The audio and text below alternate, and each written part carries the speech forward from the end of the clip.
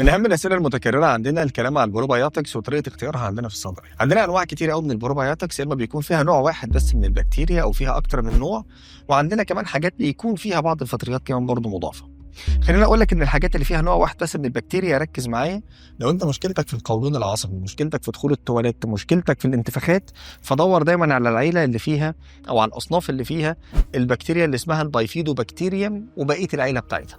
ليه؟ دي ما بتطلعش غازات، ما بتتعبش عندك القولون وبتريحك كويس جدا. ولو انت بتدور على رفع مناعه الجهاز الهضمي وكمان تقليل فرص الاصابه عندنا بالعدوى، فروح اكتر ناحيه عيله اللاكتوباسيلاي بالديريفاتيفز المختلفه او بالمشتقات المختلفه من العيله دي.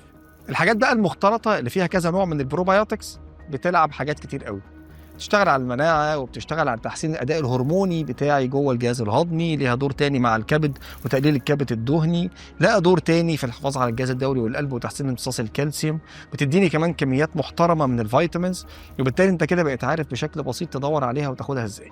بعدين هكلمك على السيمبايوتكس في الفيديو اللي جاي، فاستنى معانا عشان نعرف مين السيمبايوتكس، وافتكر دايما ان صحتك اهم.